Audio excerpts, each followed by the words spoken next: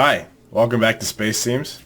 Today we're just talking about how you can build your own Python system to run something in Space Teams. So we're going to go back to the old example of a rover on the moon, and we're just going to make that rover move in a triangle just to show y'all how to basically use your own Python code to reference in that symconfig and use it for your entities.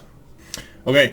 I'm going to explain to y'all how to make a Python system for moving a rover on the moon.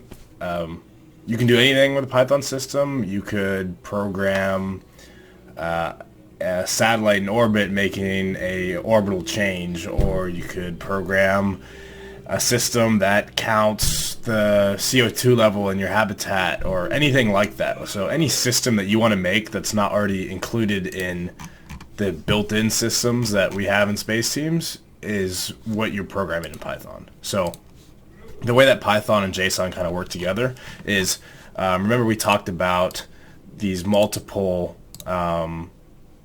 these different sections of our JSON. The meta, include sim, system manager, data manager.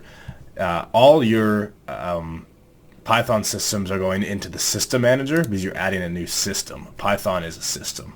So we already have these built-in ones that are all made by Space Teams, but we're adding this new one called Rover 1 system. And also, sorry for the Rover 1 versus Rover 2. That might be confusing. Rover 1 and Rover 2 are the same thing. It's just a naming convention I had that I got messed up a little bit. So don't pay attention to that too much. You can, in your system, name them both Rover if you want. Doesn't have to have a number. Anyway, so I added this system, and the system I called Rover 1 system, but I am my source file for this system is in local, which again is that file we were talking about. I can bring that up for you. So here's the local folder. It's in assets, not this local, which is a little confusing. Local, when you write it in JSON, will bring you to the assets folder. That's why I have local Dimitri code Rover 2 system. So local Dimitri code Rover 2 system is right there. So that's the system that we're referencing when we run the Rover 1 system. It's a type, it's a Python system because you're writing in Python. It's active, it's true. If you said it's false, the system won't run like any of the other ones. And then parameters of the system, loop frequency is just how often it will go through it. So let's just set to a common number, 60. And then, so this is a very important part of writing your own system. So you're going to be referencing certain entities in your system. So in this case, I'm trying to apply this system to my Rover 1 entity. So within my JSON, I have an entity under data manager called Rover 1. I named it Rover 1, right here in my entity. So if I close data manager, I'm back in system manager. I have to say that within this Rover 1 system, anytime I say the word Rover 1, I'm referencing the Rover 1 entity that is within the JSON. So and you'll see, I'll show you in the Python too where I do this, but basically you can't just say, let's say you want to set a certain location in Python. So you want your rover to be in a certain X, Y, and Z location. In your Python, if you said a rover 1 set location to whatever location, that only works if the Python system then works with the JSON system to say, okay, what entity is rover 1? Well, here you're telling your JSON, well, rover 1 is rover 1 in your entity, your data manager. So I could, if let's say I named my entity, I don't know, Rover 500. That was the name of my entity in the data manager. Then here I would put Rover 500, so it's referencing the entity Rover 500, And if I still had this as rover 1, then in my Python system, anytime I use rover 1, it would still work because I'm referencing rover 500. So it's just another naming thing. Just make sure that your system knows what you're referencing. And then here the moon thing. So in my Python system, again, I'm going to explain all this, but there's something called moon frame. It's just this variable that I set up, and I'm referencing the variable type, or the entity, sorry, your moon. And I didn't set up necessarily the moon entity myself. That is a built-in Spaceteams entity that is done with these other systems, like Included Sims has moon in it, and so this is like a built-in entity into the Spaceteams package that you set up when doing Included Sims, and it's called moon. So anytime I'm saying moon frame in my Python system, I am referencing the entity moon. Okay, so that should make sense. We're talking about the actual Python system now. All this between these green lines, copy and paste it and leave it. That is just setting it up so that your Python and JSON can talk to each other and work with Spaceteams. So don't mess with that. You don't need to know what these different things do. This is just a back-end thing that has been set up by Spaceteams to work in that way. So yeah, so this is where we're going to start. This equals SE get the system is just setting up a variable type this that gets a system for you. So then you you use that variable only here. So it allows you to get rover 1. So this is what I was talking about before. So anytime in here, now that I reference rover 1, I'm referencing rover 1 back in here where I say in my entity data manager rover 1. So a little confusing, but maybe it's easier to see it with the moon frame. So you can see I set a variable moon, okay, and I'm referencing variable type entity reference. So it's referencing an entity called moon frame. Where does it look? So okay, I'm setting up a new variable moon, but I'm referencing an entity called moon frame. Where is this entity coming from? The entity is coming from your JSON system where you set up moon frame entity reference, an already built-in entity called moon that is built in by Spaceteams. So I could have named this moon, I could have named it moon 1. And if I named this moon 1, I have to change this to moon 1 as well. But if I change this to moon 1, moon 1 is referencing moon frame, the entity moon frame. The entity moon frame means that you're referencing the entity moon that is built in through Spaceteams. Okay. Now, once I set up the variable type moon 1, I set moon frame equal to moon 1 get body fixed frame. It just means it's basically the framework of the moon, so we can reference different it's coordinate system of the moon basically. So I can reference XYZ of the moon or whatever. So later on, so if I'm setting rotation, location, whatever.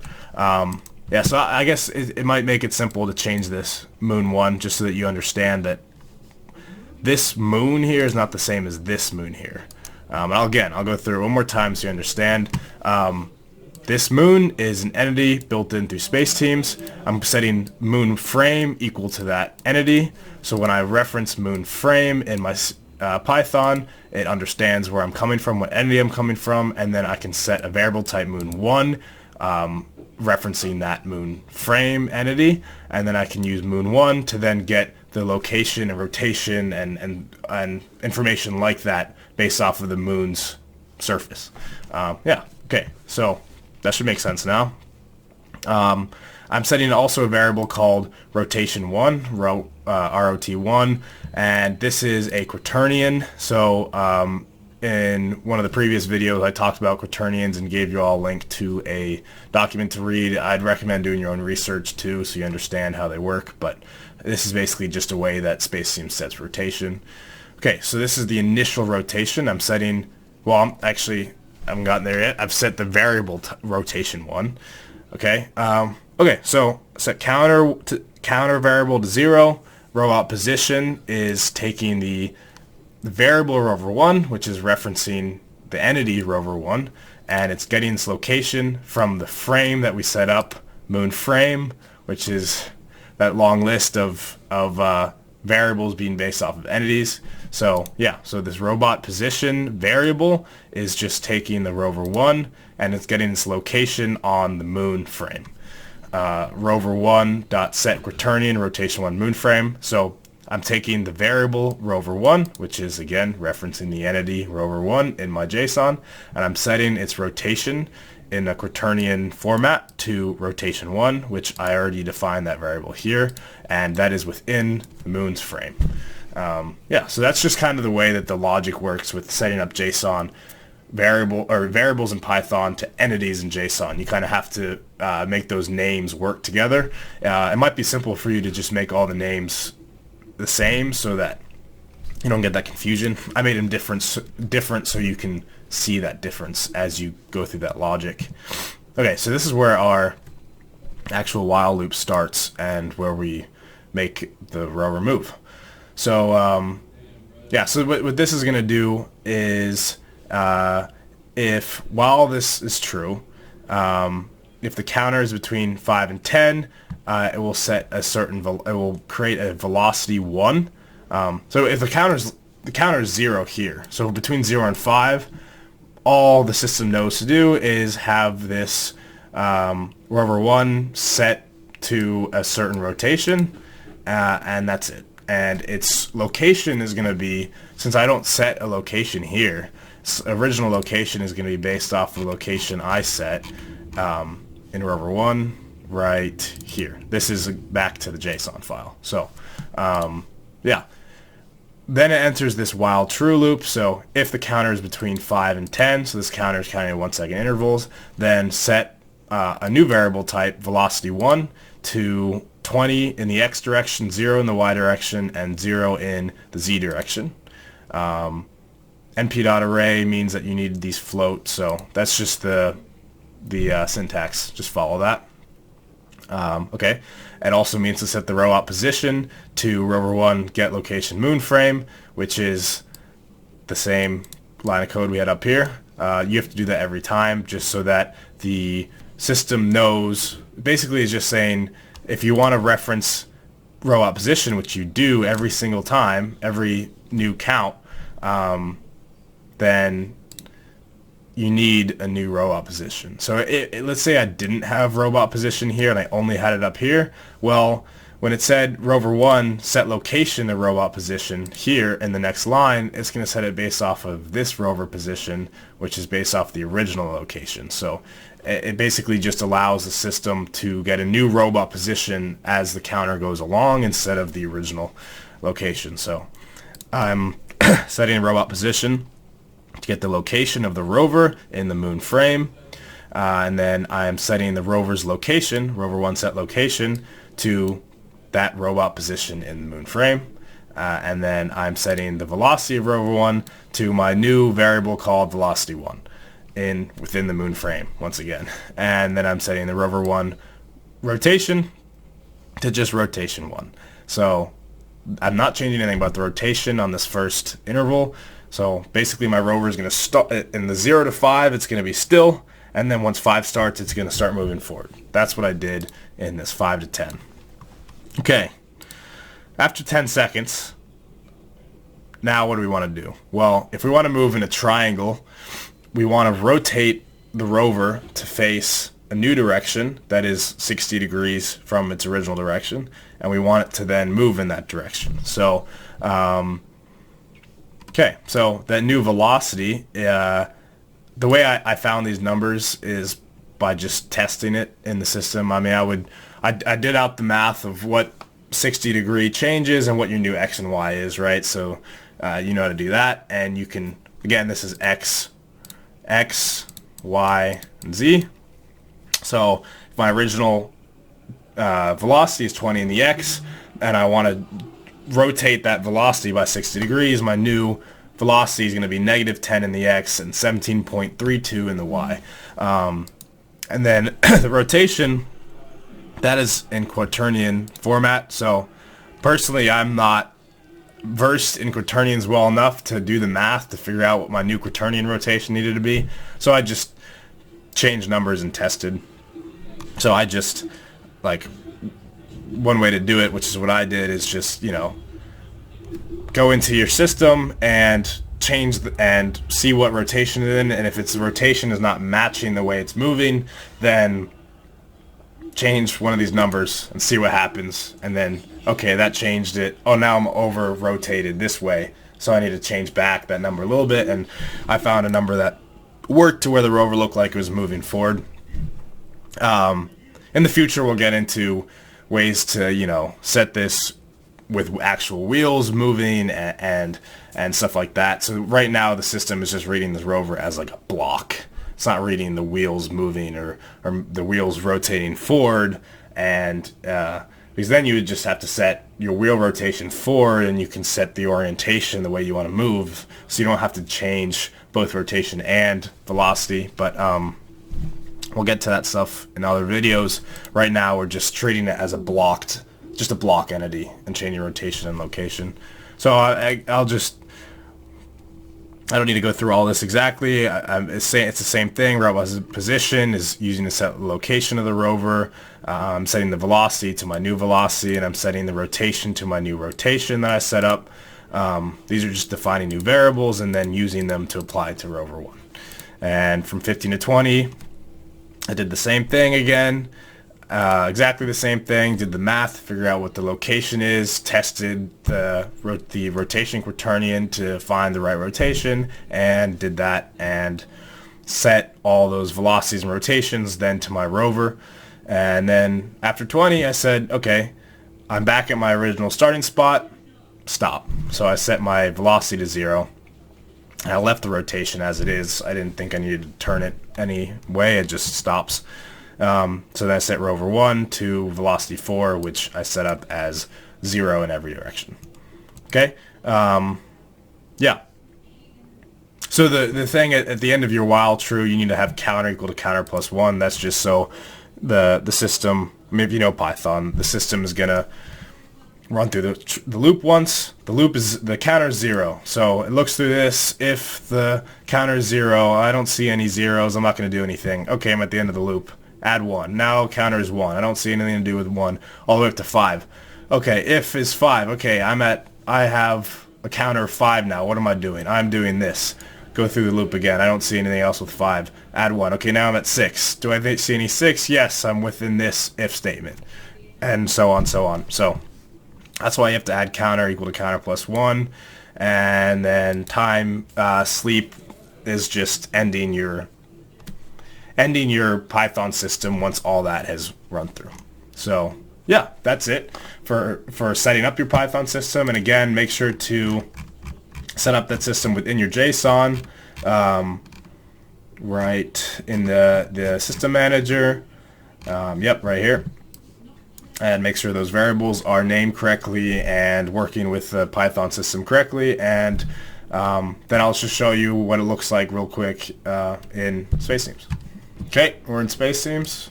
We can go to Sim, user made sims as always, and we're going to go to rover 2, confirm, let the sim load, pick spectator, start sim, and we're going to load in, and we're going to see a rover, and it's going to start to move as we told it to, and it's going to do the triangle. It's floating. We haven't set, there's more to come on correct physics systems and stuff like that. So this is just a very basic system, and as you can see, it comes back to its original spot and stops as we wanted it to. So that is the system working.